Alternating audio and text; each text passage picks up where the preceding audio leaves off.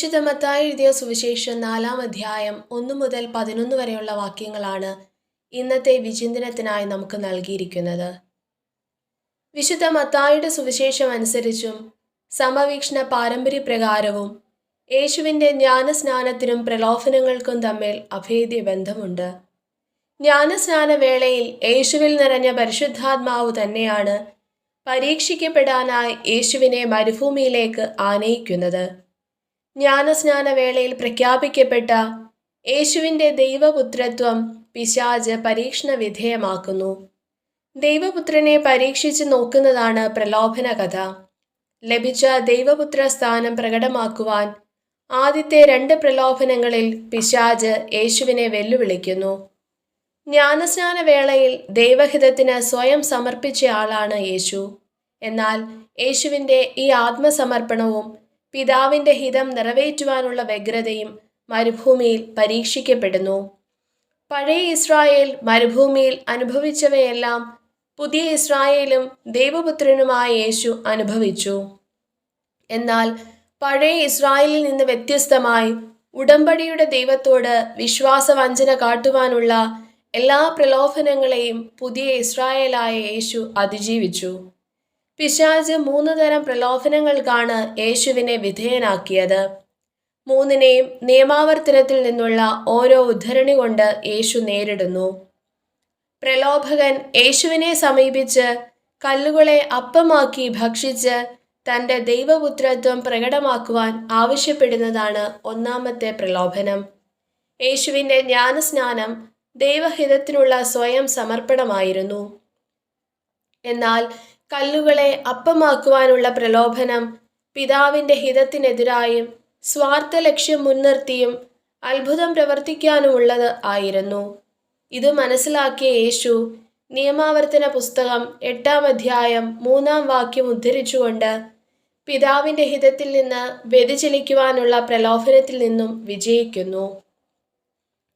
ദേവാലയത്തിൻ്റെ അഗ്രത്തിൽ നിന്നും താഴേക്ക് ചാടി തൻ്റെ ദൈവപുത്രത്വവും ദൈവപരിപാലനയിലുള്ള ശരണവും തെളിയിക്കുക എന്ന ലക്ഷ്യത്തോടെ 91-ാം സങ്കീർത്തനം 11-12 വാക്യങ്ങൾ ഉദ്ധരിച്ചുകൊണ്ടുള്ളതായിരുന്നു പിശാചിൻ്റെ 2ാമത്തെ പ്രലോഭനം.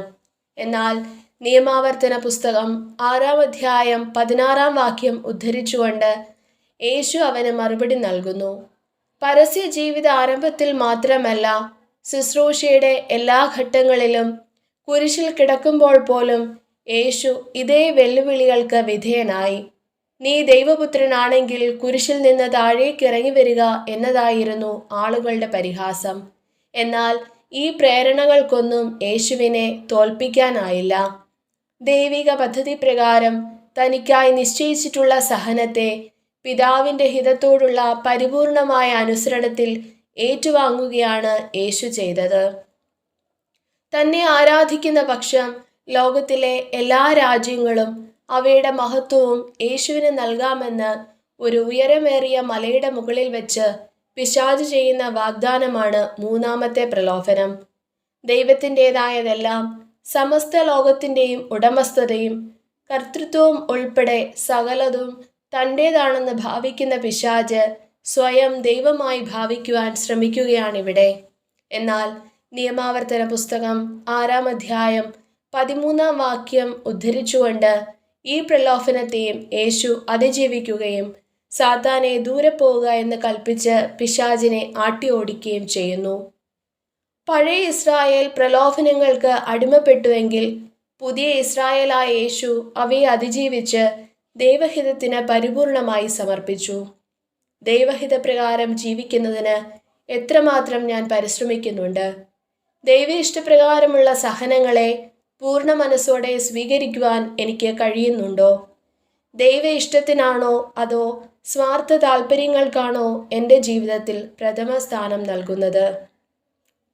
നമ്മുടെ കർത്താവായ യേശു മിശിഹ തൻ്റെ നോമ്പിൻ്റെ അന്ത്യത്തിൽ സാത്താനെ നീ എൻ്റെ പിറകിൽ പോവുക എന്ന് പറഞ്ഞ് അവനെ തോൽപ്പിച്ചതുപോലെ പരിശുദ്ധ നോമ്പിലേക്ക് അനുഗ്രഹീതമായി പ്രവേശിക്കുന്ന നമുക്കും ദുഷ്ടനായ പിശാചിൻ്റെ പരീക്ഷണങ്ങളെ വിജയിക്കുവാൻ കൃപയും ശക്തിയും നൽകണമേ എന്ന് പ്രാർത്ഥിക്കാം.